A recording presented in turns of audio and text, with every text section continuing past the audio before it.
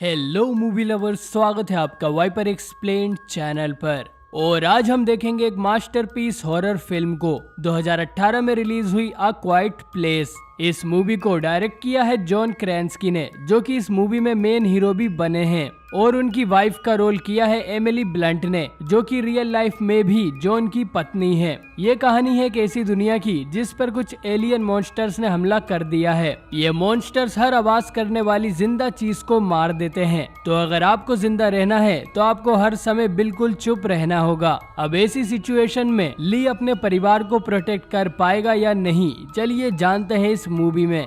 कहानी की शुरुआत एलियन इन्वेजन के 89 डेज बाद से होती है। हम देखते हैं कि लगभग सारी ह्यूमन पॉपुलेशन का इन मॉन्स्टर्स ने सफाया कर दिया है और पूरे शहर में सन्नाटा छाया है। इसी बीच सुपरमार्केट में हम देखते हैं एबिट फैमिली को, जो कि यहाँ कुछ मेडिकल सप्लाई लेने आए हैं। इनके नाम हैं फादर ली, मदर एबिलीन और इनके 3 बच्चे। एबिलीन एक डॉक्टर है, तो वो जानती है कि अपने बीमार बेटे मार्कस को उसे कौन सी दवाई देनी है। इस शॉपिंग के दौरान ये लोग इस बात का पूरा ध्यान रख रहे थे कि ये छोटी से छोटी आवाज भी ना करें, लेकिन इनका सबसे छोटा बेटा बीयू एक टॉय को निकालने में उसे गिरा देता है, लेकिन उसकी सिस्टर रेगन उसे तुरंत ही कैच कर लेती है, जिससे कोई आवाज नहीं होती। रेगन असल में डेफ है और वो बोल या सुन नहीं सकती है, और ये भी एक कारण है कि ये फैमिली अभी तक जिंदा बची हुई है, क्योंकि रेगन की वजह से इन सभी को साइन लैंग्वेज आती है और इन्हें मुंह से बोलने की जरूरत नहीं लगती। थोड़ी देर बाद पूरी फैमिली जाने के लिए इकट्ठा हो जाती है, लेकिन बीयू अपने साथ उस टॉय को भी ले आया था। ली वो टॉय बीयू के हाथ से लेता है और उसके सेल निकालकर उसे काउंटर पर रख देता है, और ली बीयू को समझाता है कि वो ये खिलौना नहीं रख सकता क्योंकि वो बहुत लाउड है। इसके बाद एबिट फैमिली यहाँ से जाने लगती है, लेकिन रेगन को बीयू के लिए बुरा लग रहा था, तो वो उसे खिलौना वापस कर देती है, और मासूम बीयू खिलौने के साथ उसके सेल भी उठा लाता है, और फिर ये फैमिली अपने घर की तरफ चल देती है। हम देखते हैं कि इन्होंने अपने पूरे रास्ते में रेत बिछाई हुई थी, जिससे इनके चलने की भी आवाज ना हो। एक ब्रिज पर जाकर बीयू अपने खिलौने में सेल लगाकर उसे चालू कर देता है, और उसमें से एक लाउड म्यूजिक बजने लगता है। रेगन जो उसके ठीक सामने थी, उसे कुछ भी सुनाई नहीं दे रहा था। ली तुरंत खिलौने को बंद करने बीयू की तरफ दौड़ता है, लेकिन वो उस मॉन्स्टर जितना तेज नहीं था, और ली के पहुंचने से पहले ही एक मॉन्स्टर जंगल से भागता हुआ आता है और बीयू पर अटैक कर उसे मार देता है। इसके बाद कहानी जाती है करीब 1 साल आगे, और एबिट फैमिली ने इस नई शांत दुनिया में रहना सीख लिया था। ली जो कि एक इंजीनियर है, उसने घर के चारों तरफ नजर रखने के लिए कैमरास लगाए हुए हैं। साथ ही वो इन मॉन्स्टर पर रिसर्च भी कर रहा था, ताकि उनकी कमजोरी के बारे में पता लगा सके। लेकिन ली को अभी तक सिर्फ यही पता चला है कि ये क्रीचर्स एलियन हैं और ये देख नहीं सकते, लेकिन इनके कान बहुत तेज हैं। साथ ही इनकी बाहरी त्वचा भी काफी स्ट्रॉन्ग है, जिससे ये पूरी तरह से बुलेट प्रूफ है, और इनके इलाके में कम से कम 3 क्रीचर्स घूम रहे हैं।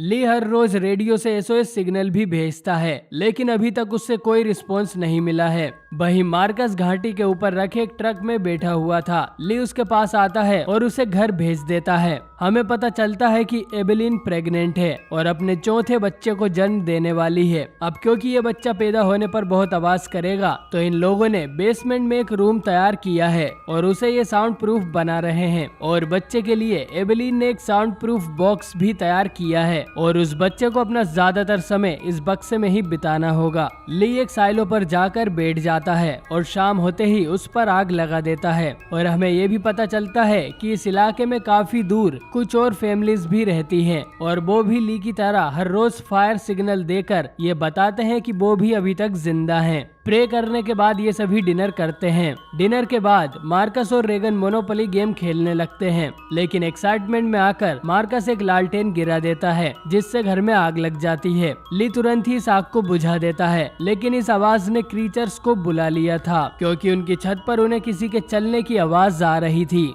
ली जब विंडो से देखने जाता है तो उसे पता चलता है कि ये बस कुछ रकून्स थे, और एबिट फैमिली चैन की सांस लेती है, लेकिन वो रकून्स कुछ दूर जाकर ही मॉन्स्टर्स के हाथों मारे जाते हैं। ली अपना कुछ समय ह्यूमन ईयर पर रिसर्च करने में भी बिताता है, ताकि वो रेगन के लिए कोकलेर इम्प्लांट बना सके, जिससे रेगन को भी सुनाई दे, और बाकी समय वो और एबिलीन ईयरफोन लगाकर डांस करते हैं। अगले दिन एवेलिन अपने अनबोर्न चाइल्ड की हार्ट रेट सुनती है और रेगन अपने फादर की वर्क रूम में जाने की कोशिश करती है, लेकिन ली उसे वहां से बाहर ले आता है। उसे डर था कि रेगन उस रूम में जाकर कोई आवाज न कर दे। इसके बाद ली रेगन को उसका ईयर इम्प्लांट देता है, लेकिन रेगन उसे लेने से मना कर देती है क्योंकि उस इम्प्लांट ने कभी भी काम नहीं किया था। लेकिन फिर भी ली रेगन के हाथ में वो इम्प्लांट दे देता है।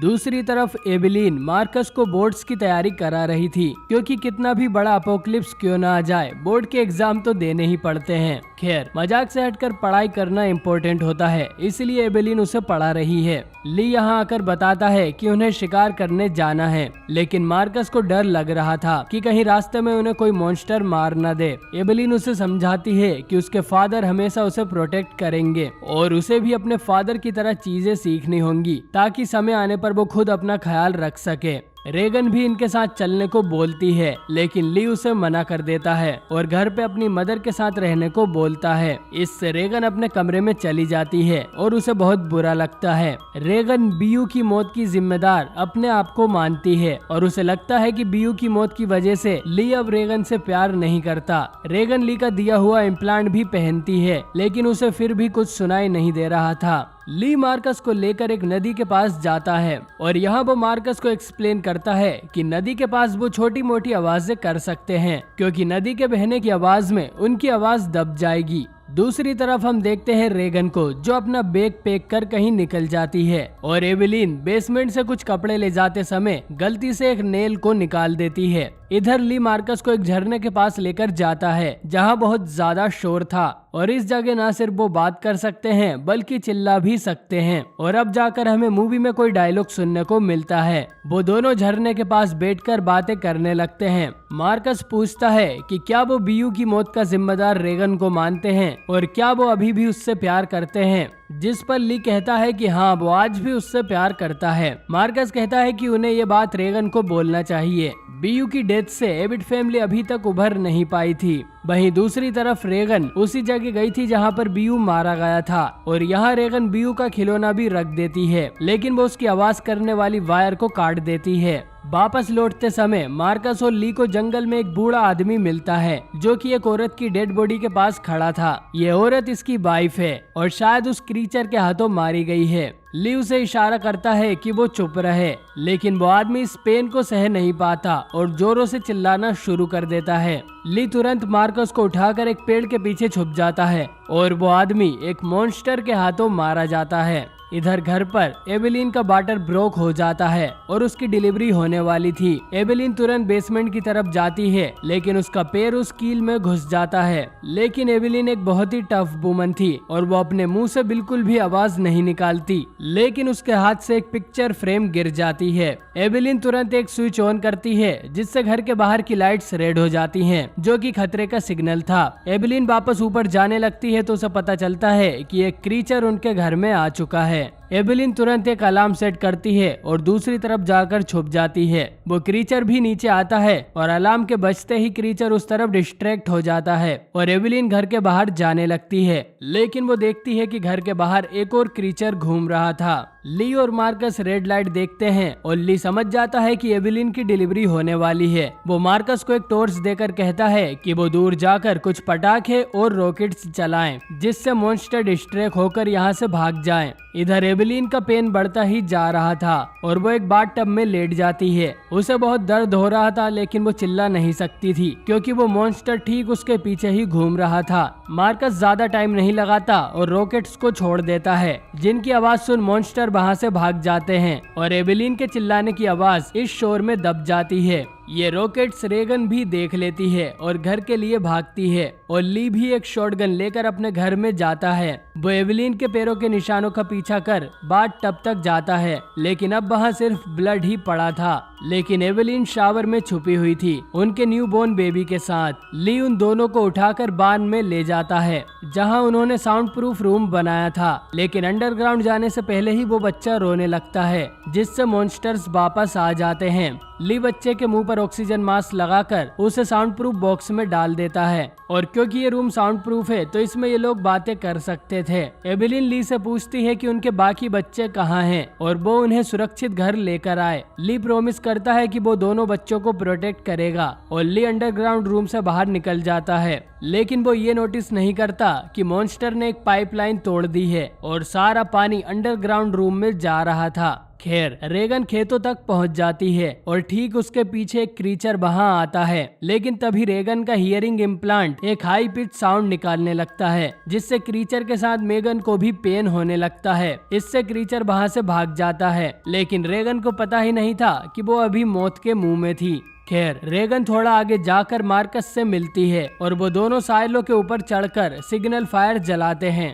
ताकि ली को पता चल जाए कि वो दोनों कहाँ हैं और वो उन्हें लेने आ जाए, लेकिन जल्द ही उनका फ्यूल खत्म हो जाता है। रेगन कहती है कि ली उन्हें बचाने नहीं आने वाला, लेकिन मार्कस को अपने फादर पर पूरा यकीन था। इधर एबेलिन की नींद खुलती है तो वो देखती है कि उनका अंडरग्राउंड रूम पानी से पूरी तरह से भर गया था और एक क्रीचर अंदर भी आ चुका है। एबेलिन तुरंत अपने बच्चे को उठाकर एक पानी की धार के पीछे छुप जाती है ताकि वो मॉन्स्टर इकोलोकेशन से उसका पता न लगा सके। इधर रेगन आर्ग्यू करने लगती है कि उन्हें खुद ही घर जाना चाहिए क्योंकि ली उनके लिए नहीं आने वाला। मार्कस उसे रोकने की कोशिश करता है, लेकिन वो साइलो के अंदर जा गिरता है। इस आवाज से वो मॉन्स्टर एबेलिन को छोड़कर वहां से भाग जाता है और ली को भी पता चल जाता है कि उसके बच्चे कहाँ हैं। मार्कस ग्रेन के अंदर धंसने लगता है तो रेगन भी उसे बचाने के लिए अंदर कूद जाती है और दोनों साइलो के डोर के ऊपर बैठ जाते हैं, लेकिन इन सब में काफी आवाज हो चुकी थी और वो क्रीचर भी साइलो के अंदर आ जाता है। दोनों उस डोर के पीछे छुप जाते हैं, लेकिन एक बार फिर रेगन के कोकलेर इम्प्लांट से मॉन्स्टर को पेन होने लगता है और वो साइलो को चीरकर वहां से भाग निकलता है